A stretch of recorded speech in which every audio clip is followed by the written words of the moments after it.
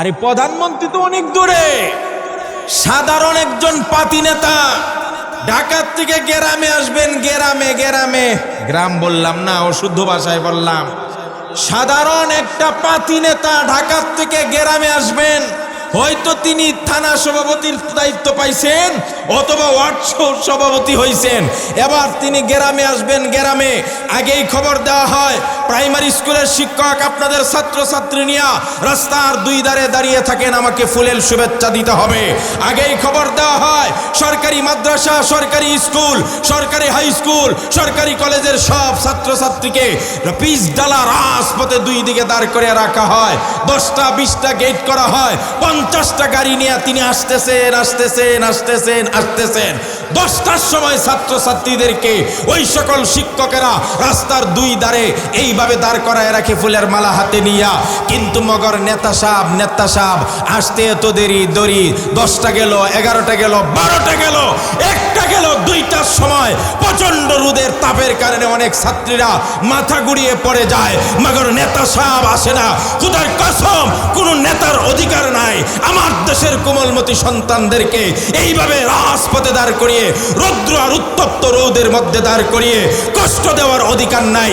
যে আমার দেশের কোমলমতি সন্তানদেরকে কষ্ট দেয়, যারা গাড়ি চালানোর জন্য রাস্তার সাধারণ জনগণের গাড়িগুড়া বন্ধ করে দেয়, এরা জনগণের বন্ধু হতে পারে না, এরা জনগণের দুশ্মন। কথা বলে ঠিক কিনা? স্বাধীনতা, আমার দেশ স্বাধীন হয়েছে প্রায় 54 বৎসর। কত বৎসর? 54 বৎসর। স্বাধীন হয়েছিল কোন প্রেক্ষাপটে? স্বাধীনতার মৌলিক স্লোগান ছিল কি? আপনারা যারা মুরব্বী আছেন আপনারা জেনে থাকবেন, পশ্চিম পাকিস্তানিরা যখন পূর্ব পাকিস্তানিদেরকে দুই নজরে দেখা শুরু করলো, 1। 2 নম্বর, পশ্চিম পাকিস্তানিরা যখন পূর্ব পাকিস্তানের মানুষের অধিকার বঞ্চিত করলো, 2। 3 নম্বর, পশ্চিম পাকিস্তানিরা যখন পূর্ব পাকিস্তান তথা বাংলাদেশের মানুষের উপর অন্যায় জুলুম নির্যাতন শুরু করলো, তখন প্রেক্ষাপট তৈরি হতে হতে একটা সময় বাংলাদেশ স্বাধীনতার প্রেক্ষাপট তৈরি হলো, যুদ্ধের দামামা বাসলো। সেই যুদ্ধের মৌলিক 3টা স্লোগান ছিল, 3টা কথা ছিল। এই 3টা কথার উপর আজকের আমার আলোচনা হবে ইনশাআল্লাহ। এই কথা বলো না, এই যে আরে আমি বলি, সবাই বললে হবে। এই বুবু, স্বাধীনতার প্রাক্কালে মানে যুদ্ধ হয়েছিল 3টা স্লোগান নিয়ে।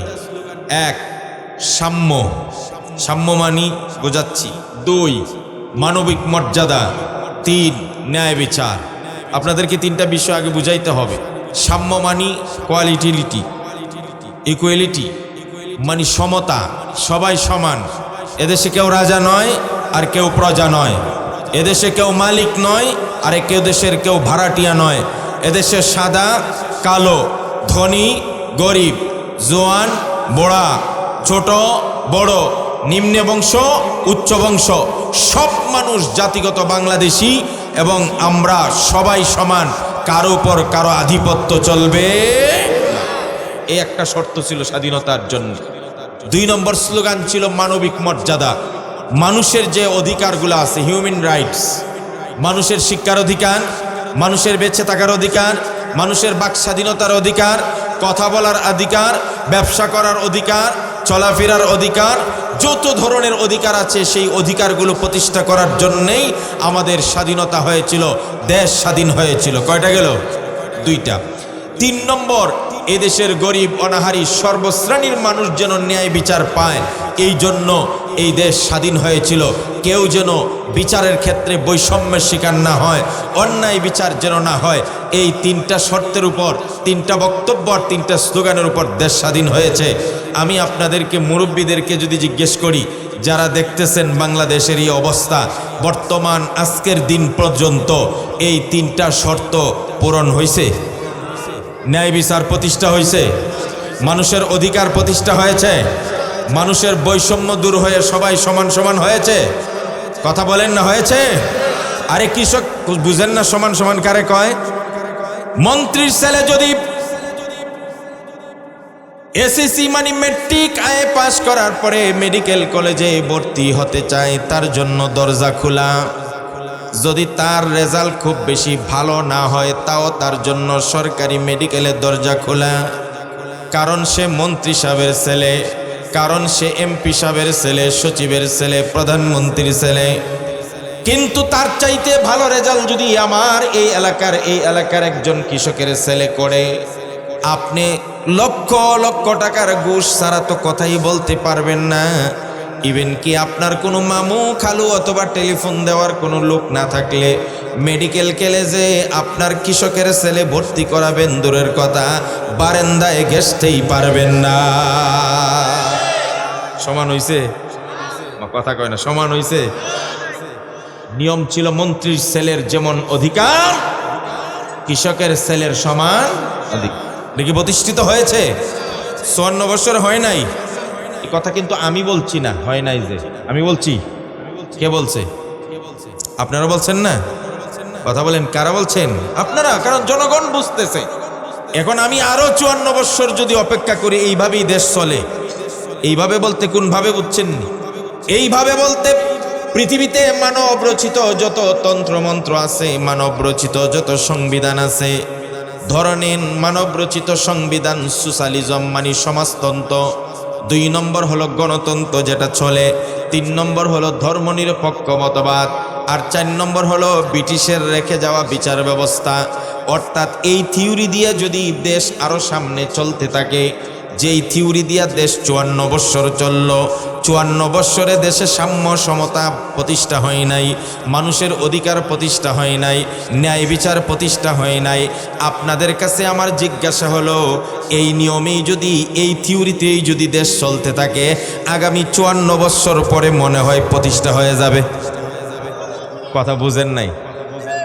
আগামী 54 বৎসর এইভাবেই চলতে থাকলে হয়ে যাবে? হবে না, না? তাহলে আমরা যে দেশকে সাধন করেছিলাম, যেই কথার উপর, যেই যুক্তির উপর, যেই শর্তের উপর, যেই আশা নিয়ে, এই 3টা জিনিস কি আমরা কখনো পাবো না? কখনো প্রতিষ্ঠা হবে না? আমি আপনাদেরকে বলবো, দুনিয়ার মানুষগুলো এই গণতন্ত্রের যে সিস্টেম আছে, কিয়ামত পর্যন্ত যদি মানব রচিত এই গণতন্ত্র দিয়ে চেষ্টা করতে থাকেন, খোদার কসম বাংলার জমিনে ধর্ষণ বন্ধ হবে দূরের কথা, ইফটিজিং বন্ধ হবে দূরের কথা। খুদ আমেরিকাতেই গণতন্ত্রের দেশ, যেই দেশে গণতন্ত্র প্রতিষ্ঠা হয়েছে, আব্রাহাম লিঙ্কন যার প্রতিষ্ঠাতা, সেই আমেরিকা হলো পৃথিবীতে যেই কয়টা দেশে ধর্ষণ সবচেয়ে বেশি হয়, এই 10টা দেশের মধ্যে উল্লেখযোগ্য 3 কি 4 নম্বরে আছে আমেরিকা। নাউজুবিল্লাহ। যেই গণতন্ত্র দিয়ে আপনি এই দেশের ধর্ষণ বন্ধ করবেন, এই গণতন্ত্র যেই দেশে জন্ম হয়েছে ওই দেশেই ধর্ষণ কম না বেশি? কথা বলেন না? বেশি। আচ্ছা, তাহলে রইল সমাজতন্ত্র।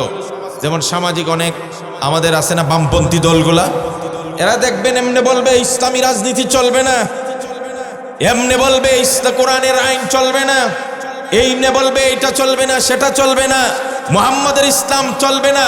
কিন্তু মুহাম্মাদের ইসলাম চলবে না ঠিক তুমি কোন দল করো? তুমি তো আকাশপটি করো, তুমি তো সমাজতন্ত্র দল করো। তার মানে তুমি গণতন্ত্রের দেশে যদি সমাজতন্ত্র করতে পারো, গণতন্ত্রের দেশে যদি সোশ্যালিজম করতে পারো, তুমি চাচ্ছ এখানে সমাজতন্ত্র প্রতিষ্ঠা করতে, আর 92% মুসলমানের দেশে মুসলমানের নবীর ধর্ম ইসলাম চলবে না।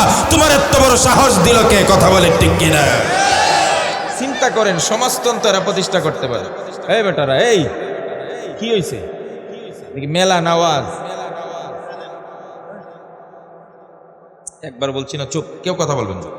আচ্ছা, এরা দাবি দেখেন, কয় মোল্লা মৌলবীর আইন চলবে না, কোরআনের আইন, শরিয়া আইন, ইসলামী আইন এগুলা চলবে না, কিন্তু তারা সমাজতন্ত্র প্রতিষ্ঠা করবে। তা আমার কথা হলো, 2% সমাজতন্ত্রে বামপন্থী লোক কয়জন আছে এই দেশে? এই বামপন্থী কয়জন?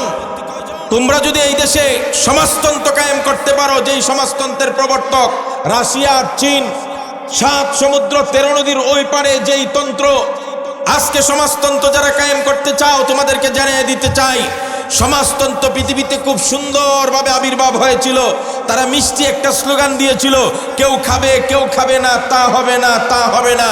কিন্তু পৃথিবীর মানুষ তাদের ধোঁকাবাজি ধরে ফেলে, যেই কারণে সমাজতন্ত্র তার নিজের মাতৃভূমিতে আত্মহত্যার গ্লানি নিয়ে আত্মহত্যা করে, ব্যর্থতার গ্লানি নিয়ে আত্মহত্যা করে।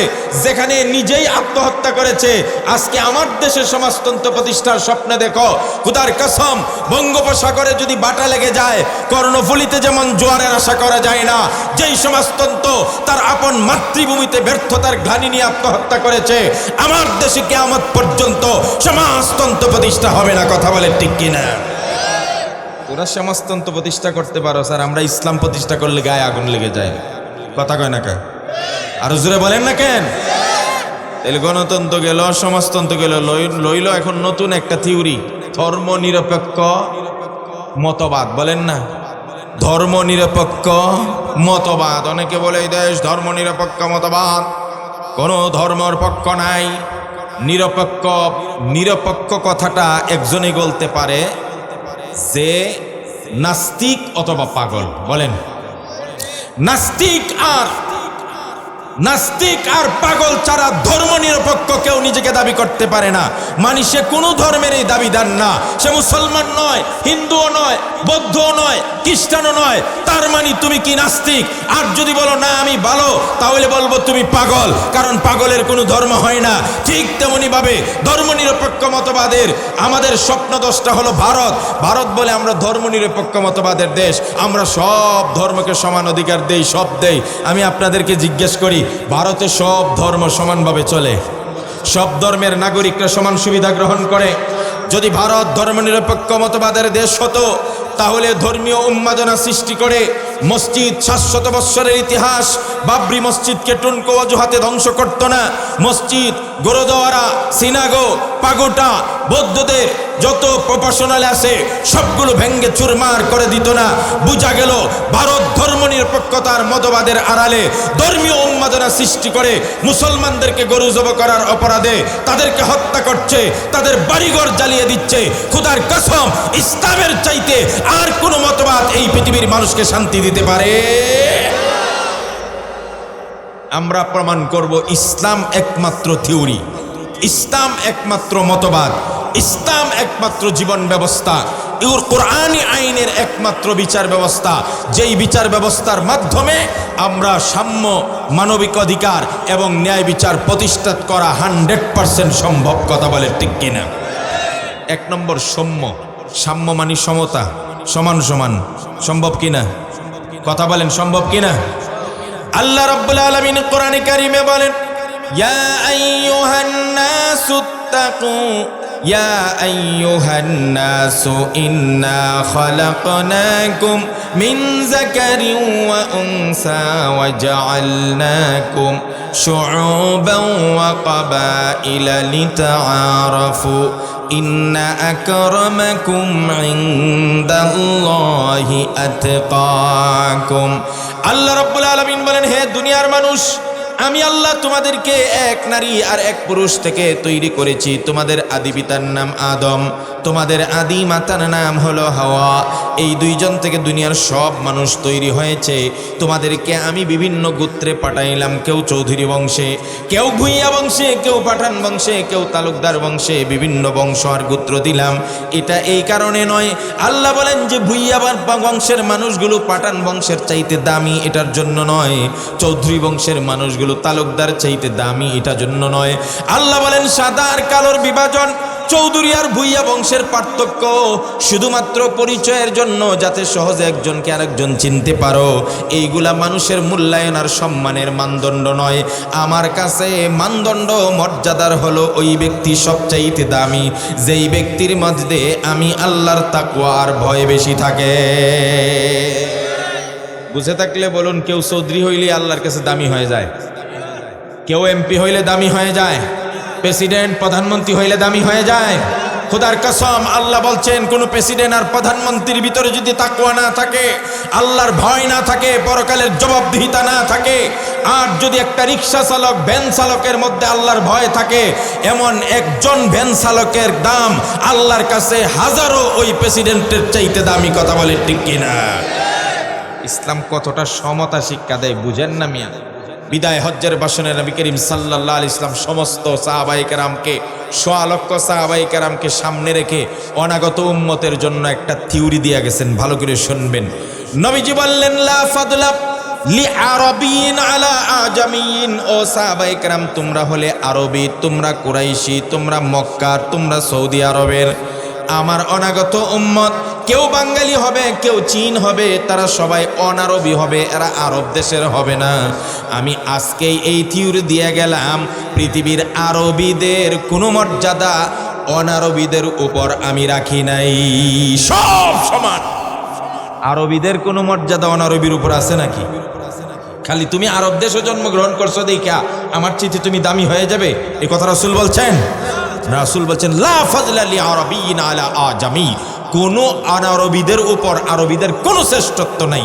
আর এই ইসলাম যদি প্রতিষ্ঠিত হয়, খোদার কসম মনোযোগ দিয়ে আলোচনা শুনবেন, আজকে যারা দ্বিধাদ্বন্দ্বে ভুগছেন, আমরা কি ইসলামের পক্ষে থাকবো না ইসলামের বিপক্ষে থাকবো? আমরা কি কোরআনের পক্ষে না বিপক্ষে? জোরে বলেন, কোরআনের পক্ষে না বিপক্ষে? আমরা কি ইসলামের পক্ষে না বিপক্ষে? আমরা কে কে চাই এই জমিনে আল্লাহর রাজ কায়েম হোক, কোরআনের রাজত্ব কায়েম হোক? হাত ওঠান, হাত নামান, কথা বুঝতে এরপরে সমর্থন দিবেন। শুনেন, স্লোগান না। হযরত ওমর রাদিয়াল্লাহু তাআলা আনহুর শাসন আমল চলতেছে, কোরআনের আইন দ্বারা দেশ চলতেছে। আমরা যারা বসতেছেন যে সাম্য সমতা প্রতিষ্ঠা হয় না, মানুষে মানুষে যে কোনো বিভেদ নাই, এটা দেখেন ইসলাম কিভাবে শিক্ষা দেয়। সাইয়েদনা ওমর রাদিয়াল্লাহু তাআলা আনহু ইসলামের দ্বিতীয় খলিফা, অর্ধ পৃথিবীর বাদশা। বাংলাদেশের মতো 46টা রাষ্ট্র জোড়া দিলে যত বড় হবে এত বড় একটা দেশের শাসক। সুবহানাল্লাহ। এই আমাদের বাংলাদেশকে 46টা জোড়া দিলে বাংলাদেশের সমান যত বড় দেশ হবে এত বড় দেশের প্রেসিডেন্ট হলেন হযরত ওমর। সুবহানাল্লাহ বলেন। সেই ওমর রাদিয়াল্লাহু তাআলা আনহুর খেলাফত আমল চলতেছে, ভালো করে বুঝবেন। তো ওমর রাদিয়াল্লাহু তাআলা আনহুর রাষ্ট্রীয় ভান্ডার থেকে সব জনগণকে একবার এক পিস করে কাপড় দেওয়া হলো। কয় পিস করে? এক পিস করে কাপড় দেওয়া হলো। সেই সুবাদে সব জনগণ পাইছে, ওমর রাদিয়াল্লাহু তাআলা আনহু এক পিস কাপড় পাইছে না? তিনিও তো প্রেসিডেন্ট। তার ছেলে আব্দুল্লাহ তিনিও এক পিস পাইছেন, মোটামুটি সবাই এক পিস করে পাইছেন। তো সবাই এই এক পিস কাপড় দিয়ে সবাই জামা বানাইছে। জামা বানানোর পরে শুক্রবার দিন ওমর রাদিয়াল্লাহু তাআলা আনহু জুমা পড়াবেন, ওই নতুন কাপড়ের বানানো জামাটা পইরা মিম্বরে উঠছেন। সুবহানাল্লাহ বলেন। হযরত ওমর রাদিয়াল্লাহু তাআলা আনহু অর্ধ পৃথিবীর বাদশা, রাষ্ট্রের পক্ষ থেকে দেওয়া অনুদানের সেই জামাটা পরে যখন ওমর মিম্বরে খাড়া হইলেন, হঠাৎ করে একজন গ্রাম্য ব্যক্তি, সাদা সিধা মানুষ, চাচাদের মতো, ওই কোণা থেকে দাঁড়িয়ে গেলেন। খলিফাতুল মুসলিমিন ওমর, দাঁড়াও, তোমার বক্তব্য চলবে না, আজকে স্টপ রাখো। তুমি যত বড় প্রেসিডেন্ট হওয়ার যাই হও না কেন, ওমর যতক্ষণ পর্যন্ত আমার প্রশ্নের উত্তর না দিতে পারো ততক্ষণ পর্যন্ত তোমার বক্তব্য আমরা শুনব না। হযরত ওমর স্তম্ভিত হয়ে গেলেন। বলে কি, লোকটা আবার কি প্রশ্ন করতে চায় আমাকে? হযরত ওমর বললেন, ভাই বলেন কি প্রশ্ন করবেন? এবার ওই গ্রাম্য লোকটা বলল, ওমর, কিছুদিন আগে আমাদেরকে রাষ্ট্রের ভান্ডার থেকে প্রত্যেককে এক পিস করে কাপড় দেওয়া হয়েছে, সেই সুবাদে আপনিও এক পিস কাপড় পেয়েছেন, আমিও এক পিস কাপড় পেয়েছি। কিন্তু ওমর, আমরা যারা এক পিস করে কাপড় পেয়েছি, আমাদের দেওয়া ওই কাপড়টা দিয়ে আমরা খুব ভালো করে জামা বানাইতে পারি নাই, শর্ট হয়েছে, টানাটানি হয়েছে, কোনো রকম জামা হয়েছে।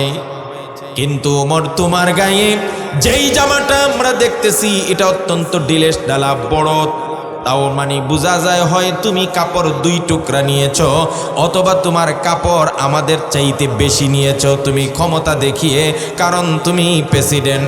আমার প্রশ্ন হলো, তুমি কিভাবে নিজে 2 টুকরা কাপড় নিতে পারো? এই প্রশ্নের জবাব না দেওয়া পর্যন্ত তোমার বক্তব্য শুনব না। সম্ভব নি? সম্ভব। আমাগো দেশের প্রধানমন্ত্রীর বিরুদ্ধে খালি যদি ফেসবুকে একটু লেখেন, কয় বছর জেল রে? ওই আমার যুবক ভাই বল, আইন করছিল না, কয় বছর? 7 বছর জেল। কয় বছর? প্রধানমন্ত্রীর সমালোচনা করলে, উল্টাপাল্টা কিছু লেখলে 7 বছর জেল। আশ্চর্য হই, জনগণের ট্যাক্সের টাকা দিয়ে আপনি প্রধানমন্ত্রী, জনগণের কথা আপনাকে শুনতে হবে, আর আপনার বিরুদ্ধে কথা বললে 7 বছরের জেল দেন। আর আপনার কলিজার টুকরা প্রিয় নবী বিশ্বনবী সাল্লাল্লাহু আলাইহি সাল্লামকে যেই ব্লগার উল্টাপাল্টা বলে নবীর চরিত্র হনন করেছিল, তাকে একজনে হত্যা করছে, তাকে আপনি প্রথম শহীদ ঘোষণা করেন।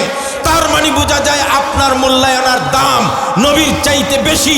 খোদার কসম, যখন আপনি সীমা লঙ্ঘন করলেন, নবীর ইজ্জতের গুরুত্ব দেন নাই, তার মানে আপনার ইজ্জতে আল্লাহ 12টা বাজাই দিছে। কথা বলে ঠিক কিনা? সম্ভব নি আমার দেশের কোনো প্রধানমন্ত্রী কিছু বলা সরাসরি? অর্ধ পৃথিবীর বাদশা মিয়ারা, আমি শুধু ইসলামের সুফল দেখাচ্ছি। ইসলাম প্রতিষ্ঠা হলে, কোরআনের রাজ প্রতিষ্ঠা হলে অবস্থাটা কি হবে? সমতার অবস্থা। মিয়া আপনি প্রেসিডেন্ট, এতে কোনো সন্দেহ নাই, কিন্তু আপনি একটার বেশি কাপড় নিতে পারেন না। আপনিও রাষ্ট্রের জনগণ, আমিও রাষ্ট্রের জনগণ। যতক্ষণ উত্তর না দিবেন আপনার জামায় তো ঢিলাঢালা হলো কেমনি, ততক্ষণ জবাব দেওয়ার আগ পর্যন্ত ওয়াজ চলবে না। হযরত উমর জবাব দিবার চাইছিলেন, এমন সময় উমরের ছেলে হযরত আব্দুল্লাহ বিন ওমর তিনি দাঁড়ায় গেলেন। সুবহানাল্লাহ বলেন। হযরত উমরের ছেলে আব্দুল্লাহ দাঁড়িয়ে অত্যন্ত বিনয়ের সঙ্গে ওই লোকটাকে সম্বোধন করে বললেন, আমি আমার বাবার পক্ষ থেকে যদি প্রশ্নের জবাব দেই তাহলে কি আপনি সন্তুষ্ট? লোকটা বলল, ঠিক আছে, তুমি দিলেও সমস্যা নেই, আমার জানার দরকার, প্রশ্নের উত্তরটা পাওয়ার দরকার। এবার আব্দুল্লাহ ইবনে উমর, সাইয়্যিদুনা উমর খলিফাতুল মুসলিমিন উমরের বেটা দাঁড়িয়ে বললেন, ও আমার ভাই, তুমি ঠিকই পয়েন্টটা নোট করেছো। আমরা প্রত্যেকেই 1 পিস করেই জামা নিয়েছি, কাপড় নিয়েছি। সেই সুবাদে তুমি আমি সবাই যেমন একটা করে কাপড় পেয়েছি, আমার বাবাও 1 পিস কাপড়ে পেয়েছে, সমানভাবেই পেয়েছেন। এই সুবাদে আমিও তো দেশের নাগরিক, আমিও 1 টুকরা কাপড় পেয়েছি, 1 পিস। তো আমি আমার বাবাকে গিয়ে বললাম, বাবা, খলিফাতুল মুসলিমিন উমর, আপনি যেহেতু প্রেসিডেন্ট, আপনি যেহেতু খলিফা, দেশ বিদেশের অনেক রাজ্য থেকে বড় বড় রাজা বাদশারা আপনার সঙ্গে দেখা করতে আসে। ও বাবা, আপনি যদি এইভাবে শর্ট কোনো রকম জামা বানিয়ে তাদের সঙ্গে দেখা করেন, জিনিসটা সুন্দর হয় না। বাবা, আপনার জামাটা যেন শান শৌকত হয়, একটু ঢিলে ঢালা হয়, একটু সুন্দর হয়। এই জন্য আপনার ওই টুকরাটার সাথে আমি পাঞ্জাবি না বানাইয়া আমার টুকরাটাও দিয়ে দিলাম। ওই 2 পিস এক জায়গায় করে আপনার জামাটাই সুন্দর করে বানান। আমার বাবার জামার মধ্যে বাবার দেওয়া 1 পিস কাপড় লেগেছে, আর আমার প্রাপ্য 1 পিস কাপড় লেগেছে। বাবা একা 2 পিস নেয় নাই, বরং বাপ বেটার 2 জনের পিস দিয়া 1 জনের পাঞ্জাবি বানায় দিছি। আমরা জুলুম করি না। সৌম্য কারে কয়, সাম্য কারে কয়, সমতা কারে কয়? সবার অধিকার। কথা বলেন না কেন? সবার অধিকার। বেশকম করতে পারবে না। ইসলাম প্রতিষ্ঠা হলে পৃথিবীর মানুষ এর সুফল দেখবে। 2 নম্বর মানবিক অধিকার দেখেন, জনগণের অধিকার। হযরতে আবু বকর রাদিয়াল্লাহু তাআলা আনহু তখন খলিফা। হযরতে আবু বকর রাদিয়াল্লাহু তাআলা আনহুর খেলাফতের সময় হযরতে আবু বকর রাদিয়াল্লাহু তাআলা আনহু ঘোষণা করলেন, এই সমাজে, এই রাজ্যে, আমার রাজ্যের মতে কে এমন ভাই বৃদ্ধ লোক আছে, বুড়া মানুষ আছে, যারা কাজ করতে সামর্থ্য রাখে না, যারা রুজি রোজগার করতে পারে না, তারা ঘরের কাজও করতে পারে না, এই মানুষগুলোর একটা লিস্ট আমার দরবারে পৌঁছায় দাও। হযরতে আবু বকরের দরবারে একটা লিস্ট দেওয়া হলো। 10 জন, 20 জন, 30 জন, 40 জন। এই 40 জন মানুষ নিজেরা নিজেদের কাজটা পর্যন্ত করতে পারে না। এই মানুষগুলোর দায়িত্ব নেওয়ার জন্য হযরতে আবু বকর রাদিয়াল্লাহু তাআলা আনহুর কাছে লিস্ট গেলেন। হযরতে আবু বকর পরের দিন তার সেই সিংহাসনে বসে সমস্ত সাহাবায়ে কেরামকে সামনে রেখে বললেন, ও সাহাবীরা, এই কয়জন মানুষের দায়িত্ব নিতে হবে তাদের ঘরের কাজ করে দেওয়ার জন্য। অমুকের দায়িত্ব কে নিবে? একজনে হাত উঠাইলেন। অমুকের দায়িত্ব কে নিবে? একজনে হাত উঠাইলেন। অমুকের দায়িত্ব কে নিবে? আরেকজনে হাত উঠাইলেন। এভাবে সবার দায়িত্ব বন্টন করা হয়ে গেছে। একজন বুড়িমার দায়িত্ব নেওয়ার মতো কেউ নাই। ওই নামটা আবু বকর পড়লেনও না, আর কাউকে দায়িত্ব দিলেন না। এই বেটারা এই হয় বর না হইলে একটা কর, এখানে আলোচনা করে ভালো মজা লাগতেছে না। আর ওইদিকে আবার এক দলে চিল্লা ফেললাম। এই যারা এখানে ওয়াজ শুনবে না তারা সরে যাও এখান থেকে। শোনেন আমার দিকে, শুনুন আমার দিকে কাম করেন। সবার নামের সাথে একজন করে দায়িত্ব দেওয়া হয়েছে, অমুকের দায়িত্ব অমুক, অমুকের দায়িত্ব অমুক। একজন বৃদ্ধ মহিলা, বুড়ি মহিলা, তার কোনো দায়িত্ব কাউকে দেওয়া হয় নাই। এবার উমর রাদিয়াল্লাহু তাআলা আনহু চিন্তা করলেন, যেই বুড়িমাটার দায়িত্ব কাউকে দেওয়া হয় নাই, ওই বুড়িমাটার বাড়িতে আমি যাব, তাকে গিয়ে তার সমস্ত কাজ করে দেব। খলিফা কিন্তু উমর নয়, আবু বকর। উমর নিজের থেকে গেলেন। সকালবেলা হযরত উমর বুড়ির দরজায় গিয়ে ডাক দিলেন। ভিতর থেকে বুড়িমা বললেন, মান আনতা হো, আর ইয়ে তুমি কে? হযরত উমর বলেন, আমি উমর। কি জন্য আমার বাড়িতে আসছো? ভিতর থেকে বুড়িমা ডাক দিয়া বলেন, উমর কি জন্য আমার বাড়িতে আসছো বলো দেখি। উমর বলে, মা গো, গতকালকে আমি খলিফাতুল মুসলিমিন হযরত আবু বকরের মাধ্যমে জানতে পারলাম আপনার কাজ করে দেওয়ার মতো কোনো মানুষ নাই, আপনি মাজুর মানুষ। এই জন্য আমি আপনার বাড়ির যাবতীয় কাজ করে দেওয়ার জন্য আসছি। বুড়িমা ভিতর থেকে ডাক দিয়া বলে, উমর রে, আমার বাড়ির কাজ তুমি আসার আগে আগে আরেকজন মানুষ এসেছিল, সব কাজ করে দিয়ে গেছে। সুবহানাল্লাহ বলতে ইচ্ছা করেন? হযরত উমর বললেন, কখন আসছিল? বলে, তুমি আসার আগে। উমর চিন্তা করলেন, তাহলে আমাকে আরেকটু সকালে যাইতে হবে। পরের দিন আরেকটু সকালবেলা উমর আসলেন, আবারও ডাক দিলেন। ভিতর থেকে বুড়িমা বললেন, আবার কে? বলে, আমি উমর। কেন আসছো? কাজ করে দেওয়ার জন্য আসছি। বললেন, তুমি আসার আগে আরেকজন আসছিল, তিনি কাজ করে দিয়ে গেছেন। সুবহানাল্লাহ। তৃতীয় দিন হযরত উমর রাদিয়াল্লাহু তাআলা আনহু বললেন, ও বুড়িমা, আমার জানতে ইচ্ছা করে আমার আগে যেই লোকটা আসছিল সেই লোকটার নাম কি তুমি জানো? বুড়িমা বলে, লোকটার নাম জানি না। তার চেহারা দেখেছো কি? না, তার চেহারাও আমি দেখি নাই। ও বুড়িমা, তবে তোমার কাজগুলো সে কেমনে করে? বুড়িমা ডাক দেয়া বলে, ও উমর, সেই লোকটা যখন আসে দরজায় টোকা দেয়, আমি আমার যা যা কাজ আছে সব দরজার সামনে দিয়ে রাখি। প্লেট ধোয়া, পানি আনা, যা যা করা লাগে সব কিছু দিয়ে দরজাটা খুলে আমি ভিতর বাড়িতে চলে যাই। ওই লোকটা আমার সব কাজ গুছিয়ে ঘর দরজারও দিয়ে প্লেট টেট মুছে পানি কুয়ার থেকে উঠিয়ে সব রেখে যাওয়ার সময় আবার আমাকে টোকায়, দরজা দিয়ে বুঝায় যে আমি চলে যাচ্ছি। তখন আমি বের হয়ে আসি, আমি কোনোদিন তার চেহারা দেখি নাই। হযরত উমরের কিউরিসিটি আর কৌতূহল বেড়ে গেল হারি। তাহলে আমার জানতে হবে লোকটাকে। আগামীকাল আমি আরো সকালবেলা আসবো, কাজ করার জন্য নয়, এবার লোক চিনার জন্য আসবো। গত 2 দিন আমি পরপর আসলাম, আমি কাজ করতে পারি না, আমার আগে আগে কাজ করে দিয়ে যায়। লোকটাকে আমাকে চিনতে হবে। হযরত ওমর বলেন, আমি আরো সকালবেলা আসলাম, এবার আর বুড়ির ঘরের দরজায় টোকা দিলাম না। বুড়ির ঘরের দরজার সামনে এক পাশে দাঁড়িয়ে গাছের আড়ালে দাঁড়িয়ে থাকলাম। যখন ওই লোকটা ঘরের কাজ শেষ করে আসবে, দেখতে চাই লোকটাকে। এমন গোপনে সকালবেলা অগুছরে, মানুষের নামও বলে না, তার চেহারাও চেনে না, লোকটাকে ওই বুড়ির ঘরের কাজ করে দিয়ে যায়। হযরত ওমর বলেন, আমি গাছের আড়ালে লুকিয়েছিলাম, আমি অপেক্ষা করতে লাগলাম লোকটা কখন আসবে কাজ শেষ করে। হঠাৎ করে দেখি ওই বুড়ির ঘর থেকে একটা লোক বের হয়ে আসতেছে। আমি বললাম, এবার অপেক্ষার পালা শেষ, কে আসতেছে আমাকে জানতে হবে। হযরত ওমর বলেন, গাছের আড়াল থেকে অপেক্ষা করতেছি, লোকটা আগাইতেছে। সামনে যখন আগালেন, হযরত ওমর বলেন, আমি জিজ্ঞেস করলাম, কে আপনি? ওই বুড়ি মার ঘর থেকে আপনি কেন বের হন? এখানে আপনার কি কাজ?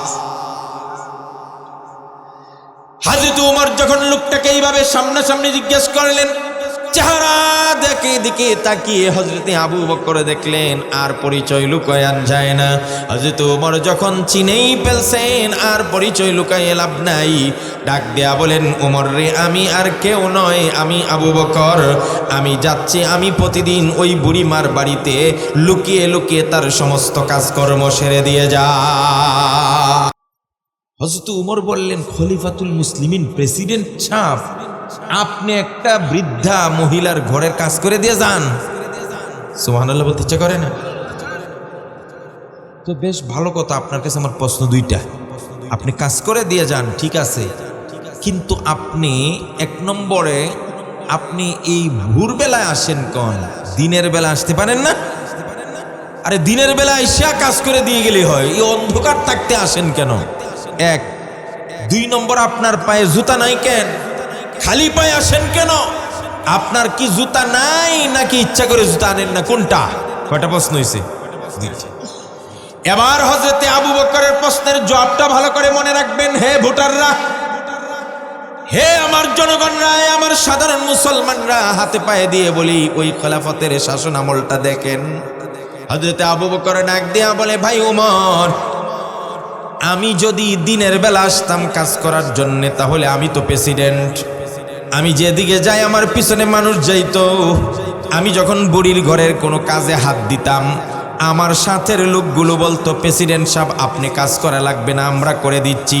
তার মানে দিনের বেলায় যদি আমি কাজ করতে যাই, তাহলে আমি কাজ করতে পারবো না, আমার কাজ মানুষে করে দিবে। আমি চাই না এই বুড়িমার এই সহযোগিতামূলক কাজগুলো আমি মাহরুম হইয়া অন্যরা করুক। এই জন্য ভোর থাকতে, অন্ধকার থাকতে আমি আসি, যেন আমার হাত থেকে কেউ কাজ কেড়ে নিতে পারে না। একটা কারণ। আর আমাদের দেশের মানুষে কি করে? আমরাও কাজ করি হুজুর, করি না যে তা না।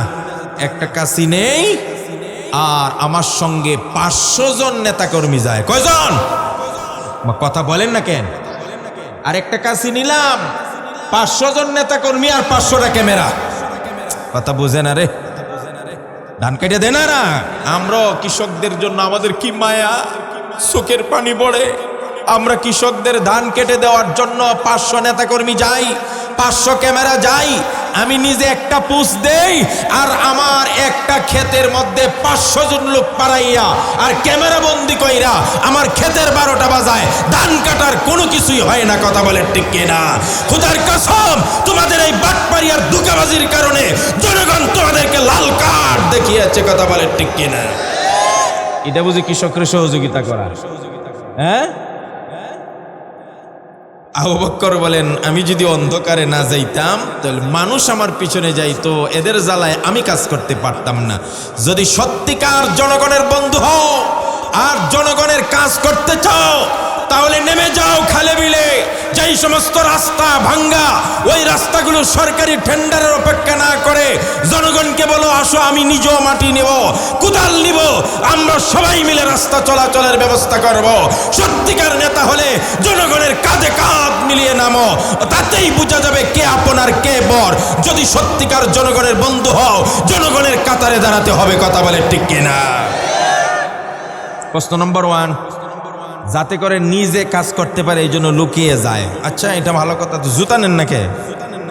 খালি পায়ে যান কে? এবার আবু বকর রাদিয়াল্লাহু তাআলা আনহু বলেন, ভাই ওমর, আমি যদি জুতা পায়ে দিয়ে যাই, আগের জুতা কিন্তু এখনকার দিনের এই প্লাস্টিক আর কাপড়ের জুতা ছিল না। কি জুতা ছিল? খরম, কাঠের খরমের জুতা ছিল।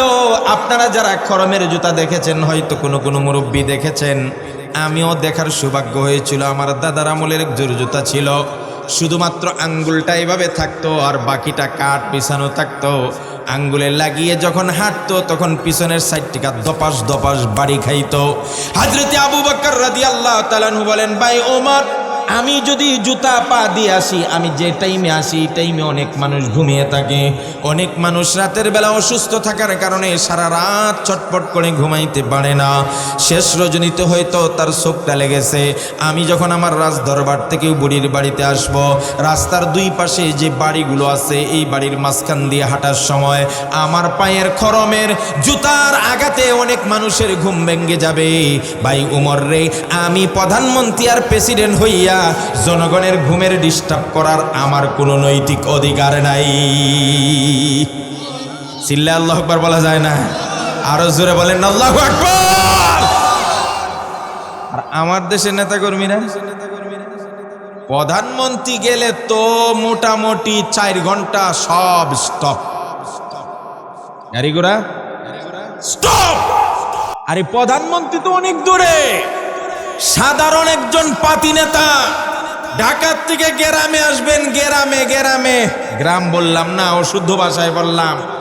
সাধারণ একটা পাতি নেতা ঢাকা থেকে গ্রামে আসবেন, হয়তো তিনি থানা সভাপতির দায়িত্ব পাইছেন অথবা ওয়ার্ড সভাপতি হয়েছেন, এবার তিনি গ্রামে আসবেন। গ্রামে আগেই খবর দেওয়া হয়, প্রাইমারি স্কুলের শিক্ষক আপনাদের ছাত্রছাত্রী নিয়ে রাস্তার দুই ধারে দাঁড়িয়ে থাকেন, আমাকে ফুলেল শুভেচ্ছা দিতে হবে। আগেই খবর দেওয়া হয়, সরকারি মাদ্রাসা, সরকারি স্কুল, সরকারি হাই স্কুল, সরকারি কলেজের সব ছাত্রছাত্রীকে পিচ ডালা রাজপথে দুই দিকে দাঁড় করে রাখা হয়, 10টা 20টা গেট করা হয়, 50টা গাড়ি নিয়ে তিনি আসতেছেন আসতেছেন আসতেছেন আসতেছেন। 10টার সময় ছাত্রছাত্রীদেরকে ওই সকল শিক্ষকেরা রাস্তার দুই ধারে এইভাবে দাঁড় করায় রাখে ফুলের মালা হাতে নিয়া। কিন্তু মগর নেতা সাহেব আসতে এত দেরি, 10টা গেল, 11টা গেল, 12টা গেল, 1টা গেল, 2টার সময় প্রচন্ড রোদের তাপের কারণে অনেক ছাত্রীরা মাথা গুড়িয়ে পড়ে যায়। মগর নেতা সাহেব আসে না। খোদার কসম, কোন নেতার অধিকার নাই আমার দেশের কোমলমতি সন্তানদেরকে এইভাবে রাজপথে দাঁড় করিয়ে, রৌদ্র আর উত্তপ্ত রোদের মধ্যে দাঁড় করিয়ে কষ্ট দেওয়ার অধিকার নাই। যে আমার দেশের কোমলমতি সন্তানদেরকে কষ্ট দেয়, যারা গাড়ি চালানোর জন্য রাস্তার সাধারণ জনগণের গাড়িগুড়া বন্ধ করে দেয়, এরা জনগণের বন্ধু হতে পারে না, এরা জনগণের দুশ্মন। কথা বলে ঠিক কিনা? বন্ধুকে কষ্ট দেয়, কথা কয় না কা? বন্ধু হইলে তো বন্ধুরে কষ্ট দিব না, তবে কি এর বন্ধু? তুমি রাস্তা দিয়ে গেলে আমার গাড়ি বন্ধ কেন? কথা বলেন না কেন? তুমি রাজ্যের যেমন অধিকার আমারও তো অধিকার, তুমি যেমন ট্যাক্স দাও আমিও ট্যাক্স দেই, তোমার যেমন জমিন আমারও জমিন, তুমি যেমন ভোটার আমারও ভোটার। সুতরাং কোন নেতা জনগণের কষ্টের কারণ হবে, এই নেতা দ্বারা অন্ততপক্ষে দুনিয়ার শান্তি হতে পারে। হযরত আবু বকর বলেন, ভাই উমর, এই জন্য আমি জুতা পাই দিই না, যদি আমার কারণে জনগণের, কথা কয় না, ঘুমের ব্যাঘাত ঘটে, কষ্ট হয়, আর খলিফা হিসাবে আমার এই কাজ করার কোনো অধিকার নেই। আমি দেখাইলাম জনগণের হিউম্যান রাইটসের কথা, মানবিক অধিকার, কোরআনের রাজ কায়েম হলে কি হবে। আজকে আমার দেশে বন্যা হয় না? বন্যায় কি আপনারা মনে করেন না বিদেশ থেকে লক্ষ কোটি কোটি টাকার অনুদান আসে? কিন্তু বন্যা ক্ষতিগ্রস্তদেরকে সরকারিভাবে প্রত্যেককে মাথা পিছু এত টাকা দেওয়া হয়? কথা বলেন, দেওয়া হয়? চোরের দলেরা যারা এই বন্যার ত্রাণগুলো নেই, এই মানুষগুলো তাদের খাটের নিচে, পুকুরের নিচে, বিভিন্ন বাক্সে এইগুলোকে বাক্সবন্দি করে রাখে, সত্যিকার ক্ষতিগ্রস্তদের হাত পর্যন্ত এগুলা পৌঁছায় না। সাইয়েদনা উমর রাদিয়াল্লাহু তাআলা আনহু খলিফা, তার খেলাফতের আমলে বন্যা হয়েছে ইরাকে, ফুরাত নদীর দুই ধারে বন্যা হয়েছে। হযরত উমর রাদিয়াল্লাহু তাআলা আনহু জানতে পারলেন ইরাকের ফুরাত নদীর অঞ্চলে প্রচন্ড বন্যা হয়েছে। হযরত উমর গভর্নরকে চিঠি লিখলেন, ও ইরাকের গভর্নর, আমি শুনতে পাইলাম ইরাকের আশপাশে, ফুরাত নদীর আশপাশে বন্যা হয়েছে। আমি তোমাকে অর্ডার করলাম ইরাকের জনগণকে বন্যা পরবর্তী অবস্থা দেখবে, যারা যারা যেই পরিমাণ ক্ষতিগ্রস্ত হয়েছে সবাইকে ক্ষতিপূরণ দিবে। আর কোনো মানুষ যদি মারা যায় বন্যার কারণে, পানিতে ডুবে, আমাকে জানাবে, রাষ্ট্রীয় ভান্ডার থেকে তার জন্য যা যা ব্যবস্থা করা লাগে আমি সব করব। ও আমার ভাইয়েরা, ভালো করে মনোযোগ দিয়ে শুনবেন। এবার উমরের চিঠি পেয়ে গভর্নর সমস্ত বন্যার পরে সব জনগণের হাল হকিকত নিয়ে, খোঁজখবর নিয়ে, সকলের সকল সমস্যা দূর করে ক্ষতিপূরণ দিলেন। এবার গভর্নর চিন্তা করলেন, কেউ কি মারা গেল কিনা, একটু বন্যার পানি যেহেতু নদীতে নামছে, নদীর তীরে হাঁটলে বোঝা যাবে কোনো লাশ ভেসে যায় কিনা। ফুরাত নদীর তীর দিয়া ইরাকের গভর্নর বিকাল বেলা গধূলি লগ্নে যখন হেঁটে হেঁটে যায় আর দেখতে পায় কোনো লাশ আছে কিনা, দেখে কোনো লাশ নাই। হঠাৎ করে তার চোখের সামনে ভেসে উঠলো একটা কুকুর, ফুলে এইভাবে নদীর উপর দিয়ে ভেসে ভেসে চলে যায়। গভর্নর উমরকে চিঠি লিখলেন, খলিফাতুল মুসলিমিন, আমি বন্যা পরবর্তী সমস্ত ক্ষতিগ্রস্তদেরকে সব ব্যবস্থা করেছি, আর আপনি জানতে চেয়েছিলেন কোনো মানুষ মারা গেল কিনা। না না, কোনো মানুষ মারা যায় নাই। তবে ওমর গো, আমি বিকালবেলা গধূলি লগ্নে যখন ফুরাত নদীর তীর দিয়া হেঁটে হেঁটে যাচ্ছিলাম, ওই সময় দেখলাম ফুরাত নদীর উপরে দিয়ে একটা কুকুর বেশে মরে যাচ্ছে। এই একটা কুকুর মরা ছাড়া ইরাকের বন্যায় আর কেউ মারা যায় না। কে মারা গেছে? একটা। মনে রাখবেন, এই চিঠি লিখে আবার পাল্টা উত্তর দিছেন উমরের কাছে। এবার উমর রাদিয়াল্লাহু তাআলা আনহু রাজ দরবারে ইরাকের বন্যার অবস্থা জানাইয়া চিঠি যখন গিয়ে পড়ছে, ওমর সমস্ত বড় বড় সাহাবায়ে কেরামকে, মন্ত্রী এমপিদেরকে ডাকলেন, শুনে যাও, দেখো ইরাকের বন্যায় কি হয়েছে না হয়েছে এই চিঠিতে আছে। সবাই নীরব নিস্তব্ধ বসে আছেন, শুনবেন, ভালো করে শুনবেন। এবার ওমর রাদিয়াল্লাহু তাআলা আনহু ওই পাত্র বা পত্র বাহককে বললেন, আমাদের সামনে পড়ে শোনাও। হযরত উমরের আদেশ পেয়ে বন্যা পরবর্তী অবস্থার চিঠিটা পড়ে পড়ে যখন ওই পত্রবাহক শোনাচ্ছিলেন, একদিকে চিঠি পড়তেছিল, আরেকদিকেই সাইয়্যিদুনা উমরের চোখ দিয়ে টপ টপ করে গাল বেয়ে বেয়ে পানি পড়ে যায়। হযরত উমর কাঁদতে কাঁদতে তার দাড়ি ভিজিয়ে ফেলে।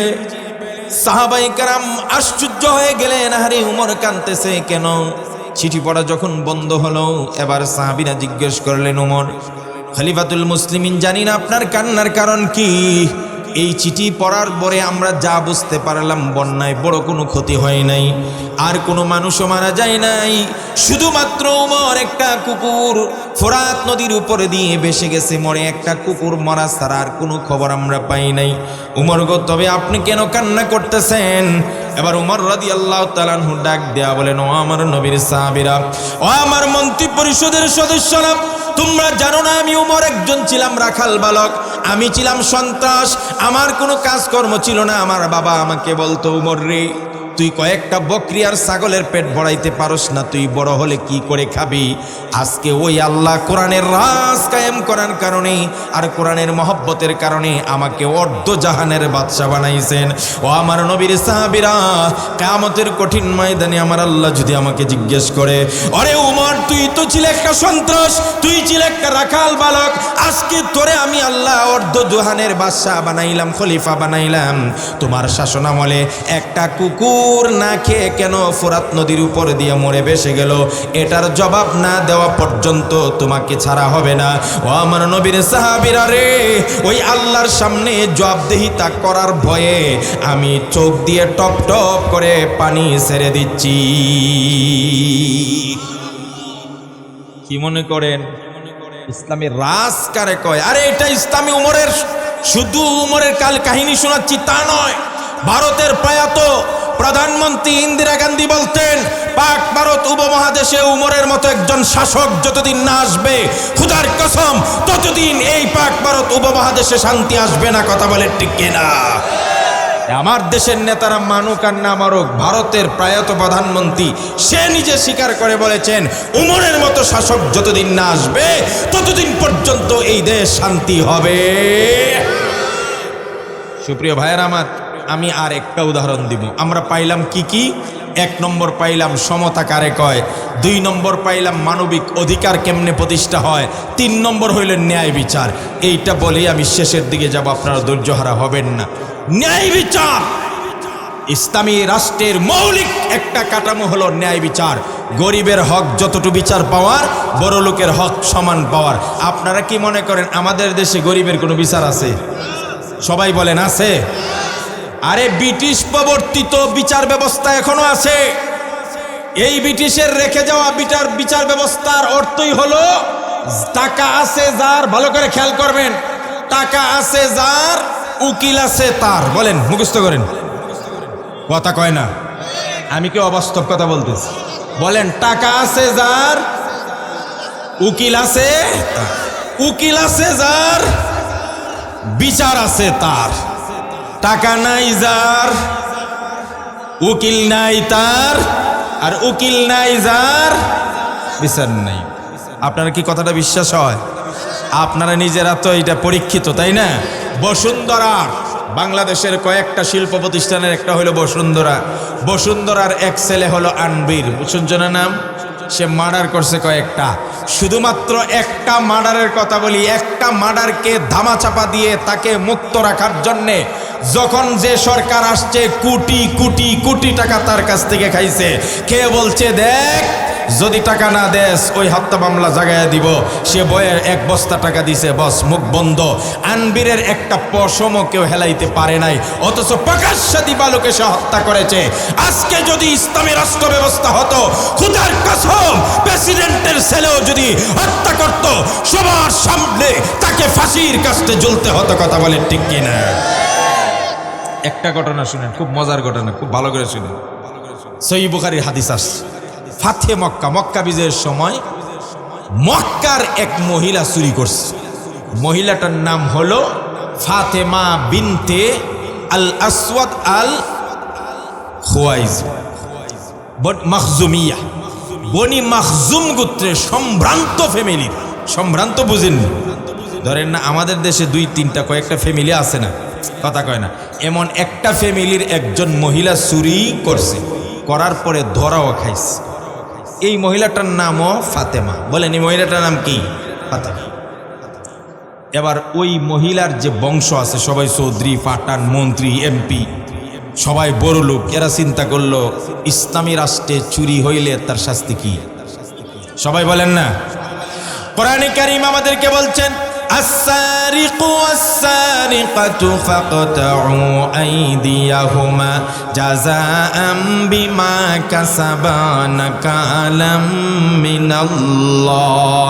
আল্লাহ রাব্বুল আলামিন বলেন, যখন চোর অথবা চুন্নি চুরি সাব্যস্ত হয়ে যাবে তাদের দুই হাত কেটে দাও। এবার ওই ফাতেমা নামক ওই মহিলার গোত্রের লোকেরা, সম্ভ্রান্ত লোকেরা চিন্তা করলো যদি রাসূলুল্লাহর কাছে বিচার যায় তাহলে আমাদের বংশের মহিলার চুরি করার দায়ে তার হাত কেটে দিবে। আপনারা বুঝে থাকলে বলুন তো, আপনার বাড়ির কোনো মহিলা যদি চুরি করার অপরাধে হাত কেটে দেওয়া হয় তাহলে এই বাড়িটা চিহ্নিত হয়ে যাবে হাত কাটার বাড়ি। ইসলাম প্রতিষ্ঠিত হলে ন্যায় বিচার প্রতিষ্ঠিত হবে 100%। এটার উদাহরণ দিচ্ছি, ভালো করে শুনেন, সময় কম। তাহলে যেই মহিলাটা চুরিতে ধরা খাইছে এটা কি গরিব না ধনী? এটা কি নিম্ন বংশের না উচ্চ বংশের? আচ্ছা, ওই মহিলাটার নাম ফাতেমা, নবীর মেয়ে, ওর নাম ফাতেমা আসেনি? আছে, এটা মনে রাখেন।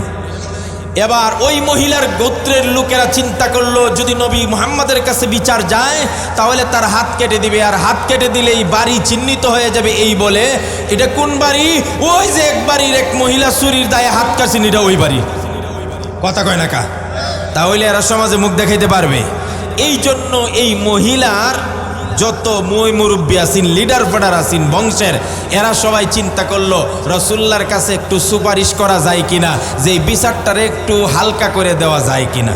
দেখেন, এবার ওই মহিলার গোত্রীয় লোকেরা, লিডার ফিডাররা সবাই মিলে পরামর্শ করলো নবীজির কাছে গিয়ে সুপারিশ করে ওই মহিলার বিচারটাকে একটু মাফ করানো যায় কিনা। কিন্তু কে যাবে অন্যায় বিচার নিয়ে রাসূলুল্লাহর দরবারে? কেউ যাওয়ার সাহস পায় না। শেষ পর্যন্ত চিন্তা করলো হযরতে যায়েদ বিন হারিস এর একটা ছেলে আছে, রাসূলুল্লাহর পালক পুত্র ছিল যায়েদ, তার একটা ছেলে ছিল উসামা, সেটা রাসূলুল্লাহর পালক পুত্রের ঘরের নাতি। আল্লাহর নবী বলতেন, আমি ফাতেমার ছেলে হাসান হুসাইনকে যতটা ভালোবাসতাম আমার পালক পুত্র হযরতে যায়েদের ছেলেকেও আমি ততটা ভালোবাসতাম। মক্কার মানুষেরা জানতো ওই উসামাকে রাসূলুল্লাহ খুব ভালোবাসেন নাতিকে। ওই নাতিরে ডাক দিয়া বলছে, উসামা এদিকে আসো। ওই মহিলার গোত্রের লোকেরা, উসামা বলল কি ব্যাপার? এবার ওই গোত্রের লিডাররা, মন্ত্রীরা, এমপিরা, তারা বলল তোমার দাদাকে একটু গিয়ে সুপারিশ করে বলো না, আমাদের বংশ যেহেতু সম্ভ্রান্ত বংশ, চৌধুরী বংশ, পাঠান বংশ, আমার গোত্রের ওই মহিলা চুরিতে ধরা খাইছে, সুতরাং তার হাতটা যদি না কেটে একটু ম্যানেজ করে দিত তাহলে আমাদের মানিজ্যত রক্ষা হতো।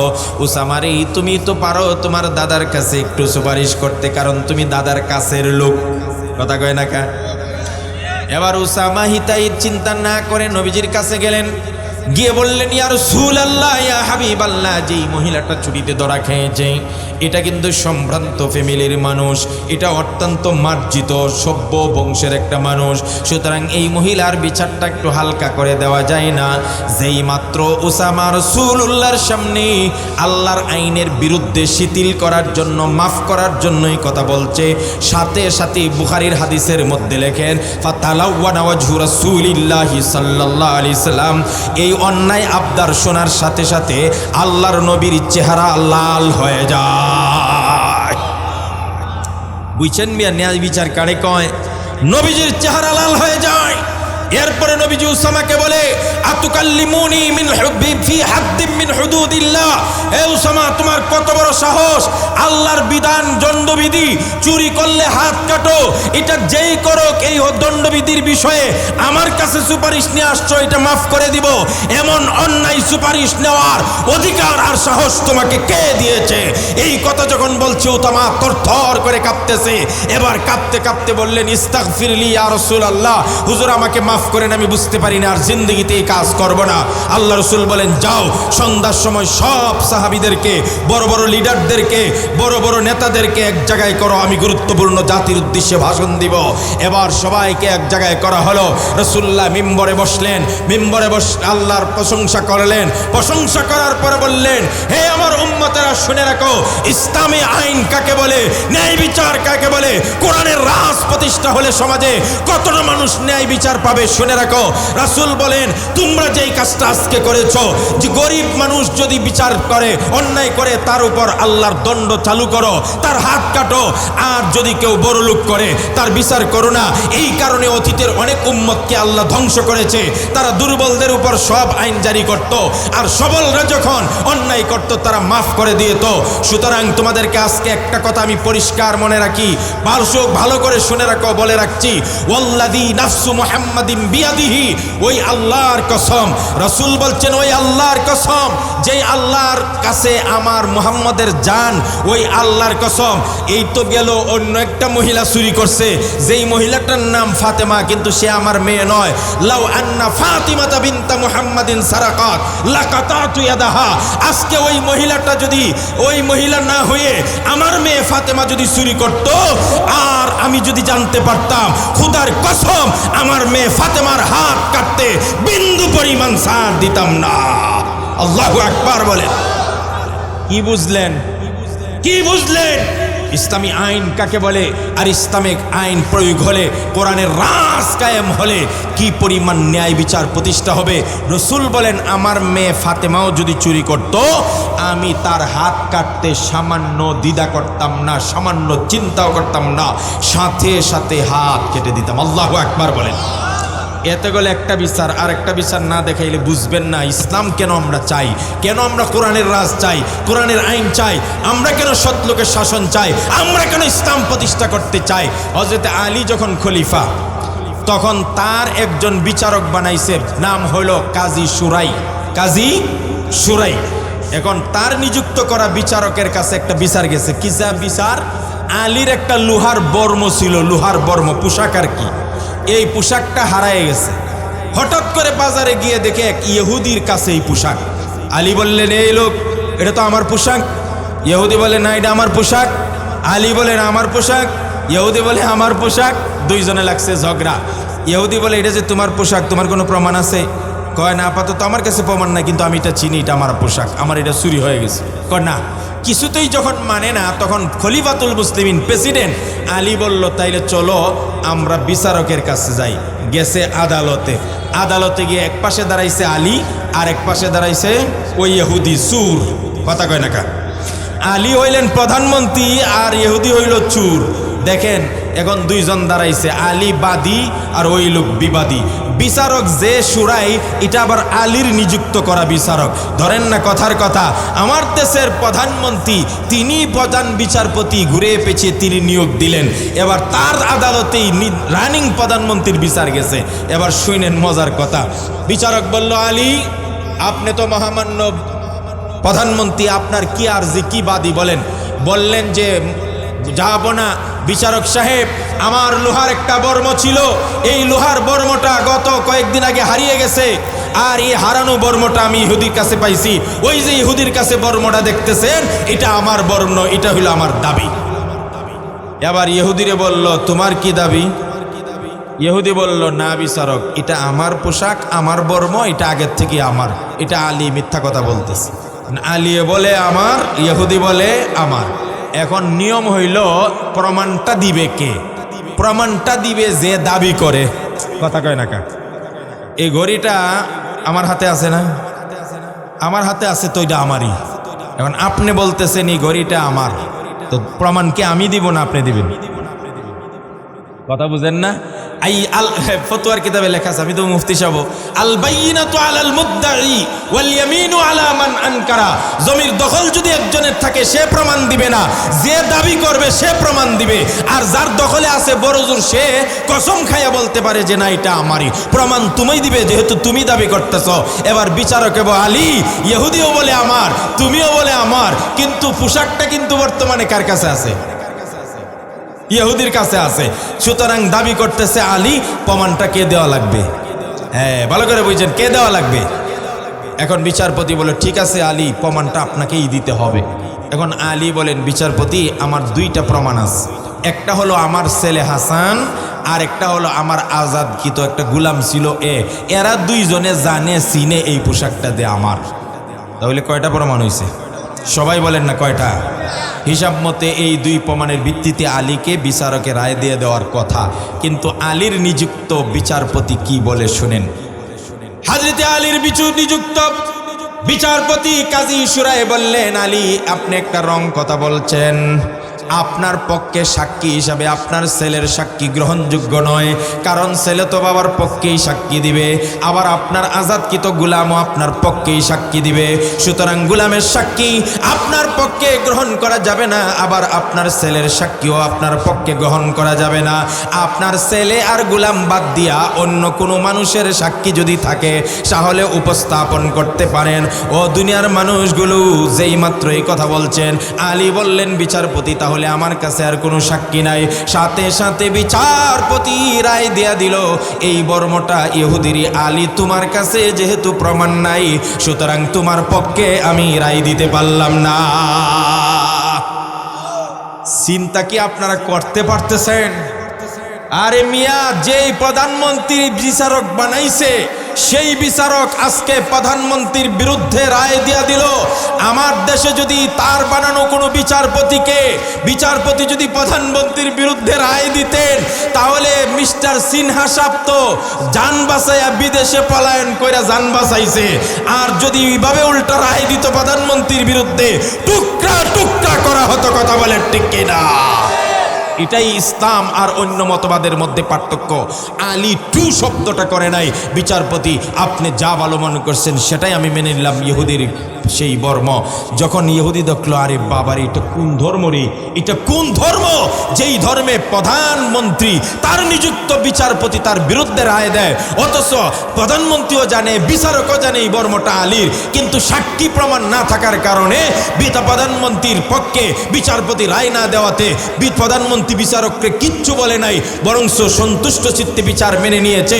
এই যখন অবস্থা দেখলো, সাথে সাথে ওই ইহুদি চোখের পানি ছেড়ে দিয়া আলীকে জড়ায় ধরে বলে, ও জাহাপনা প্রধানমন্ত্রী খলিফাতুল মুসলিমিন, আসলে বর্মটা আমার নয়, বর্মটা আপনারই, কিন্তু আমি আপনার কাছ থেকে এই বর্মটা চুরি করে নেওয়ার পরে দেখতে চাইছিলাম আপনি কিভাবে আমার কাছ থেকে বর্মটা নেন। যেহেতু কোনো প্রসেসিং নাই, আমার কাছ থেকে নেওয়ার উপযুক্ত প্রমাণও নাই, আপনার বিচারপতি আপনার বিরুদ্ধে রায় দেয়া দিল, আপনিও সেটা মেনে নিলেন। যেই মহানুভবতা, এমন সুনিচার আর ন্যায় বিচার দেখাইলেন, এই ধর্মের মধ্যে যদি এমন ন্যায় বিচার থাকে, ওই ধর্ম আমি এক্ষুনি গ্রহণ করে নিতে চাই, মুসলমান হয়ে যেতে চাই, আর পরে নিতে চাই লা ইলাহা ইল্লাল্লাহু মুহাম্মাদুর রাসূলুল্লাহ, মুহাম্মদ সাল্লাল্লাহু আলাইহি ওয়াসাল্লাম। ও দুনিয়ার মানুষের, আমি তিনটা পয়েন্টে কথা বলছি আর ইসলামের ইতিহাস থেকে তুলে ধরেছি। কোরআনের রাজ আমাদেরকে কায়েম করতে দেন, আমাদেরকে যদি ইসলামী শাসন মানার মতো সুযোগ করে দেন। আমরা যদি ইসলামী শাসন চাই, আমরা যদি কোরআনের রাজ বাংলার জমিনে কায়েম করতে চাই, খোদার কসম মানুষে ভেদাভেদ থাকবে না, উপরে নিচে কোনো পার্থক্য থাকবে না। মানুষের শিক্ষার অধিকার, মানুষের খাদ্যের অধিকার, মানুষের কথা বলার অধিকার, মানুষের সকল অধিকার প্রতিষ্ঠা হবে। এমনকি গরিব ধনী সবাই ন্যায় বিচার পাবে, কেউই অন্যায় বিচারের মুখোমুখি হবে না। কিন্তু শর্ত হলো আমাদেরকে কিছু ত্যাগ স্বীকার করতে হবে। কথা বলেন ঠিক কিনা? আমাদেরকে শুধু ত্যাগ স্বীকার করতে হবে, কথা এখানে শেষ। আল্লাহ রাব্বুল আলামিন এখানে বলছেন সূরা নূরের 55 নম্বর আয়াতে, ওয়াদাল্লাহুল্লাযীনা আমানু মিনকুম ওয়া আমিলুস সালিহাতি লা ইয়াস্তাখলিফান্নাহুম ফিল আরদি কামাস্তাখলাফাল্লাযীনা মিন ক্বাবলিহিম ওয়া লা ইউমাক্কিনান্না লাহুম দীনাহুমুল্লাযী ارتضى لهم ولا يبدلنهم من بعد خوفهم امنا। আল্লাহ পাক বলেন তোমাদেরকে আমি রাজত্ব দান করব, জমিনের খলিফা বানাবো। আমি আল্লাহ তোমাদের জন্য ইসলামকে অত্যন্ত সন্তুষ্ট চিত্তে নিরাপদে পালন করার ব্যবস্থা করে দিব, আর তোমাদের সকল ভয়ভীতি দূর করে শান্তির রাজ কায়েম করে দিব। শর্ত হলো তোমাদেরকে কিছু ত্যাগ করতে হবে। এক নম্বর হলো ইমানটা পাকাপুক্ত করতে হবে। বলে হুজুর ইমানটা পাকাপুক্ত করব কেমনে? রাসূলুল্লাহ বলেন মৃত্যুর আগে আখিরি জামানায় এমন মানুষ আসবে যাদের ইমান হবে কচু পাতার পানির মতো। সামান্য 500 আর 1000 টাকার নোট পাইয়া টাটকা মদখুর আর ঘুষখুর রে বুট দিয়া দিবে। কথা আছে না নাই? জানি আমরা সে টাটকা মদখুর, এক টাটকা ঘুষখুর, সুদখুর, জিনাখুর, জমি দখলকারী, আত্মসাৎকারী। তারপরও আমরা তার পিছনে স্লোগান দিই আমার ভাই তোমার ভাই, অমুক ভাই তমুক ভাই, অমুক ভাইয়ের চরিত্র ফুলের মতো।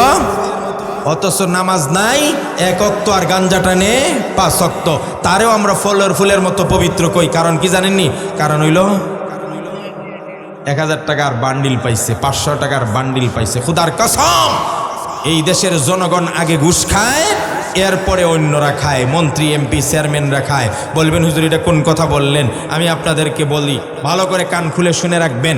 বলেন তো দেখি, একজন এমপি সাহেব যদি নির্বাচন করতে হয়, এমপি সাহেবের যদি এলাকায় 3 লক্ষ ভোটার থাকে, কয় লক্ষ? 3 লক্ষ ভোটারকে যদি সে গড়ে 1 কাপ করে চা খাওয়ায়, বলবেন হুজুর আমরা খাই না। আরে আপনি খান না, আরেকজনে 10 কাপ খাইতেছে না? তাইলে গড় ফালাইছি আমরা। গড়ে যদি 1 কাপ করে চা খায়, তাহলে 3 লক্ষ ভোটারে 3 লক্ষ কাপ চা খাইল। 1 কাপ চায়ের দাম কত? আরো জোরে কয় টাকা? 1 কাপ চার দাম যদি 5 টাকা হয়, তাহলে 3 পাঁচা 15, তাহলে 3 লক্ষ ভোটারে 15 লক্ষ টাকা লাগবে শুধু 1 কাপ করে চা খাওয়াইয়া নির্বাচন করতে হলে। কথা কোন ঠিক কিনা? তাহলে একজন এমপি সাহেব 3 লক্ষ ভোটারকে 1 কাপ করে গড়ে চা খাওয়াইয়া 15 লক্ষ টাকা খরচ করে। হয় তার জমিন বেচছে 15 লাখ টাকা আনছে, আর না হলে বউর কাছ থেকে স্বর্ণ নিছে, এমপি হইলে তোমারে দিয়া দিব বানাইয়া, অথবা অগ্রণী ব্যাংক থেকে লোন আনছে। এই 15 লক্ষ টাকা আপনাদের সামনে বিলাইলো, আর আপনারা চা খাইয়া তারে ভোট দিয়া পাস করাইলেন। এবার এমপি সাহেব যখন এমপি হবে, সরকারি বাজেট আসলো, আসার পরে সর্বপ্রথম আপনার এলাকার বাড়ির রাস্তাটা করে দিবে না 15 লক্ষ টাকা শুধু আসলে আগে উদ্ধার করবে? কারণ বউ তো ফায়ার হয়ে রয়েছে। টেন্ডার আসছে, আগে আমার স্বর্ণ দেও, যদ্দুর নিচ দূর দিলে হবে না, কারণ আমার স্বর্ণ বেচছে এমপি সাহেব হইছো, এখন আমাকে ডাবল দিতে হবে। সুতরাং বুঝে থাকলে বলুন, সুদ আর ঘুষ আগে এমপিরা খায় না জনগণে খায়? এটা হইল আমার প্রথম কথা। আল্লাহ বলছেন ইমান ঠিক রাখো। আজকে ওয়াদা করেন কোন অসৎ, কত দুর্নীতিবাজ, চাঁদাবাজ, সুদখোর, টেন্ডারবাজ, ঘুষখোর, মদখোর, জিনাখোর, আত্মসাৎকারী, জমি দখলকারী, এই মানুষগুলোকে আমরা কখনো টাকার বিনিময়ে ইমান বিক্রি করে সমর্থন আর ভোট দিতে পারি না। কথা বলে ঠিক কিনা? পারবেন সবাই ইনশাআল্লাহ? কে কে পারবেন হাত উঠান। লিল্লাহে তাকবীর। হাত নামান। এই মিয়া, একটা বিল্ডিং করতে হলে কিছু মানুষকে কুরবানি দিতে হয়, কিছু মানুষকে আল্লাহর রাস্তায় শহীদ হতে হয়। ইসলামী রাজ ইনশাআল্লাহ কায়েম হবে। আমরা পূর্বাভাস লক্ষ্য করছি, সারা বাংলাদেশে আওয়াজ উঠেছে, কোরআনের শাসন চাই, সৎলোকের শাসন চাই, কোরআনের রাজ চাই, ইসলামী অনুশাসন প্রতিষ্ঠা করতে চাই। ইসলামী শরিয়া যদি প্রতিষ্ঠা হয়, খোদার কসম এই দেশ মদিনার রাজ্যের মতো হয়ে যাবে। এই পূর্বাভাস লক্ষ্য করছি। তার আগে আমাদের কিছু মানুষকে কোরবানি দিতে হবে। কোরবানি। আরে মিয়া, 10 তলা একটা বিল্ডিং হয় না? এই বিল্ডিং এর যত ইট দেখতেছেন, যত চুনকাপ দেখতেছেন, গ্রিল দেখতেছেন, আয়না দেখতেছেন, টাইলস দেখতেছেন, দরজা দেখতেছেন, এইগুলো যে 10 তলা পর্যন্ত খাড়া আছে, মাটির নিচে কেউ তার জীবন বিলায় দিছে না, দেয় নাই? সব ইট খালি উপরে। ওমা, ফাউন্ডেশনে কিছু ইট গেছে না? ফাউন্ডেশনের মাটির নিচে কিছু সিমেন্ট গেছে না, কিছু রড গেছে না, কিছু বালি গেছে না, কিছু সুরকি গেছে না? তাহলে কি বুঝলেন? সুন্দর একটা বিল্ডিং যদি করতে হয় সবাই খালি উপরে দাঁড়াইয়া সেলফি তুললে হবে না। কিছু ইটকে নিজের জীবন মাটির নিচে বিলিয়ে দিতে হবে, কিছু সিমেন্টকে মাটির নিচে বিলিয়ে দিতে হবে, কিছু বালি আর পাথরের রডকে মাটির নিচে বিলিয়ে দিয়ে নিজেকে ত্যাগ করলেই সুন্দর একটা বিল্ডিং হবে। সুতরাং যারা যারা কোরআনের রাজ দেখতে চান, কোরআনের অনুশাসন কায়েম দেখতে চান, তাদেরকেও চরম ত্যাগ স্বীকার করতে হবে। কখনো জেল আসবে, কখনো হামলা আসবে, কখনো মামলা আসবে, কখনো নির্যাতন আসবে, কখনো লোভনীয় অফার আসবে। সব কিছুর ঊর্ধ্বে উঠে আল্লাহর রাজ কায়েম করার জন্য প্রয়োজনে শাহাদাতের তামান্না নিয়ে শহীদের মিছিলে দাঁড়াইতে হবে, তবে ইসলামী রাজ কায়েম হবে। কথা বলে ঠিক কিনা? এই মেয়ে হযরতে খাব্বাব কি পরিমাণ নির্যাতন সহ্য করছে। তিনি বলতেন মাঝে মাঝে আমাকে এইভাবে শোয়াই দিত জ্বলন্ত আংরার উপরে, আমাকে এইভাবে হাত পা চাপা দিয়ে রাখতো যেন আমি না নড়তে পারি। আমার পিঠের চামড়া, রক্ত, গোস্ত এইগুলো নেমে নেমে বের হয়ে সমস্ত জ্বলন্ত আংরাগুলো নিভে যেত, কিন্তু আমাকে আযাব করা বন্ধ করত। হযরতে খাব্বাব একদিন রাসূলুল্লাহর কাছে গেছেন, গিয়া বলেন হুজুর আল্লাহর কাছে একটু দোয়া করবেন, আমরা আর কত নির্যাতন সহ্য করবো, আর কবে ইসলাম প্রতিষ্ঠা হোক, একটু দোয়া করেন না। আলা তাস্তানফিরু লানা আলা তাদউল্লাহ লানা। তখন রাসূল অতীতের ইতিহাস, দুইটা ইতিহাস শোনাইছে। আমার নবীজি বলেন, খাব্বাব রে, তোমাদের পূর্বে যারা ঈমান আনছে, যারা এক আল্লাহর দাওয়াত দিয়েছে, ইসলাম প্রতিষ্ঠা করার আন্দোলন আর সংগ্রাম করেছে, তাদেরকে কেমন নির্যাতন সহ্য করতে হয়েছে। কানার রাজুলু ফি মান ক্বাবলাকুম ইউহফারু লাহু ফিল আরদ। তোমাদের পূর্বে একদল লোক ইসলাম প্রতিষ্ঠা করা আর ইমানের রাজ কায়েম করার জন্য যখন ময়দানে নামছে, তাদেরকে ধরে নিয়ে গর্ত করা হয়েছে জমিনের মধ্যে। ফায়ুজালু ফি, ওই গর্তের মধ্যে তাদেরকে ছেড়ে দেওয়া হয়েছে। ফায়ুজাউ বিল মিনশার, এবার ওই লোকটার মাথার উপর করাত ধরা হয়েছে। করাত চিনেন না? করাত, আরে ভালো করে বুঝেন, করাত ধরা হয়েছে তার মাথায়। এবার বিশ্বনবী সাল্লাল্লাহু আলাইহি সাল্লাম বলেন, ফায়ুশাক্কু বিসনাতাইন, ওই লোকটার মাথার উপর করাত ধরে দুইজনে দুই দিক দিয়ে টান দিয়েছে, আর তার সমস্ত শরীরটা দ্বিখণ্ডিত করে দিয়েছে।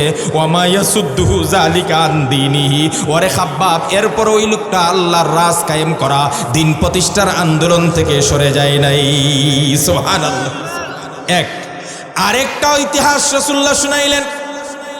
আল্লাহর রাসূল বলেন, ওয়া আম্মা আখর, আরো কারো এমন হয়েছে, ইউমশাতু বিআমশাতিল হাদিদ মা দুনা লাহমিহি মিন আযমিন আও আসাব। রাসূলুল্লাহ বলেন, ইসলামী রাজ কায়েম করার আন্দোলন করতে গিয়ে, ইমানের উপর অটল থাকতে গিয়ে কারোকে লোহার চিরুনি দিয়ে তার সমস্ত শরীরকে আশ্রানো হয়েছে। আল্লাহর নবী বলেন, এই লোহার চিরুনি দিয়ে আশ্রানোর কারণে তার শরীরের সব চামড়া উঠে গেছে, গোস্ত উঠে গেছে, হাড় গুড় থেকে গোস্ত পৃথক হয়ে যায়। আমার নবীজি বলেন, ওমা ইয়াসুদ্দুহু যালিকা আন দীনি। ওরে খাব্বাব, এরপরও ওই লোকটা দিনের পথ থেকে সরে যায় নাই, আন্দোলন বন্ধ করে নাই। ওরে খাব্বাব, খোদার কসম, আল্লাহি লা ইউতিম্মান্না হাদাল আমরা হাত্তা ইয়াসিরার রাকিবু মিন সানা ইলা হাজরামাউত। ওরে ওরে খাব্বাব, যদি তোমরা ধৈর্যের সাথে মোকাবেলা করতে পারো, এই যে আমার আবুল কালাম হুজুর বলছেন কতবার যে পুলিশের দৌড়ানি আর ধাবরানি খেয়েছে, অথচ কোনো অন্যায় করে নাই। আমি নিজে কতবার যে মসজিদে জুমার নামাজ পড়াইতে পারি নাই, শত শত আলেম উলামাকে জেলে বন্দি করেছে, আয়না করে দিয়েছে, রিমান্ডে নিয়েছে। আরে বিশেষ করে আমার উস্তাদ আল্লামা শাইখুল হাদিস আল্লামা মামুনুল হক সাহেব, তাগড়া একটা যুবক ছিল, তারে ধরে নিয়ে রিমান্ডের পর রিমান্ড দিতে দিতে একটা তাগড়া যুবককে বুড়া বানিয়ে হুইল চেয়ারের যোগ্য বানিয়ে দিয়েছে। খালেদ সাইফুল্লাহ আইবিকে নির্যাতন করেছে। মরহুম মাওলানা কোরআনের পাখি দেলোয়ার হোসেন সাইদি সাহেবকে তিলে তিলে জেলখানার মধ্যে হত্যা করা হয়েছে। এই যে মানুষগুলো একজনের পর একজন নির্যাতন সহ্য করেছে, ইনশাআল্লাহ তাদের ত্যাগ আর কুরবানির বিনিময়ে এই দেশের আকাশ বাতাস মুখরিত করে একদিন ইসলামের পতাকা পতপত করে উঠবে। কথা বলেন ঠিক কিনা? রাসূল বলেন, খোদার কসম, এমন একটা দিন আসবে নির্যাতন তো থাকবে না, মানুষ কি পরিমাণ সুখী হবে। কয় সানআ থেকে হাজরা মাউত, ইয়ামানের রাজধানী থেকে মক্কা নগরীর হাজরা মাউত পর্যন্ত 450 কিলোমিটার রাস্তা। কয় 400 কিলোমিটার রাস্তা একজন আরোহী ব্যবসায়ী, একটা মহিলা একা একা যাবে। লা ইয়াখাফু ইল্লাল্লাহ ওয়ালা যিবা আলা গানামি, আল্লাহ ছাড়া কাউকে ভয় পাবে না, একটা বকরি কোনোদিন বাঘের ভয় হবে না। ও দুনিয়ার জনগণ, ও আমার মুসল্লিরা, ও আমার মুসলমানেরা, খোদার কসম এই কোরআন আল্লাহ দিয়েছে দুনিয়ার শান্তি আর পরকালের মুক্তির জন্য। যদি কোরআনী আন্দোলনের শরীক হতে পারেন আর কোরআনের রাজ কায়েম করার জন্য, ইসলামের শাসন প্রতিষ্ঠা করার জন্য যদি সংগ্রাম করেন, রাসূলুল্লাহর ওই হাদিস ভবিষ্যৎবাণী শুনে রাখেন। আল্লাহ যেমন বলেছেন, রাসূলও বলেছেন, এমন একটা দিন আসবে দরজা খুলে ঘুমাবেন, চোর ডাকাইতের ভয় হবে না, একা একা নারীরা রাস্তা দিয়ে হেঁটে যাবে, কোনো ইফতেজার আর দর্শকের ভয় হবে না। আপনার সম্পদ দুর্নীতিবাজেরা লুট করে বিদেশে পাচার করবে না। কথা বলে ঠিক কিনা? কে কে রাজি আছেন কোরআনের রাজ কায়েম করার জন্য? লিল্লাহে তাকবীর, লিল্লাহে তাকবীর। আল কোরআনের আলো, আল হাদিসের আলো, লিল্লাহে তাকবীর। আমি এখন একটা কঠিন কার্ড দিব, এটার পরে আপনারা স্লোগান ধরবেন হাত উঠিয়ে, তন্ত্র মন্ত্রের দিন শেষ, আল কোরআনের বাংলাদেশ। বলবে তো? পারবেন তো? তন্ত্রমন্ত্রের দিন শেষ, তন্ত্রমন্ত্রের দিন শেষ, লিল্লাহে তাকবীর। দিন ইসলাম, দিন ইসলাম। আমার নেতা তোমার নেতা, তন্ত্রমন্ত্রের দিন শেষ, ইসলামের বাংলাদেশ, লিল্লাহে তাকবীর। আল্লাহ সুবহানাহু ওয়া তাআলা আমার এই বাংলার সুজলা সুফলা ভূমিতে ইসলাম প্রতিষ্ঠা করে, কোরআনের রাজ, কোরআনের আইন আর ন্যায় বিচার প্রতিষ্ঠা করে মানুষের দুনিয়ার শান্তি আর পরকালের মুক্তির ব্যবস্থা করে দিন। আমাদেরকে ঐক্যবদ্ধভাবে ইসলামের পক্ষের শক্তি হয়ে কাজ করার তৌফিক দেন। সকলে বলছে আমিন, আর জোরে বলছে আমিন।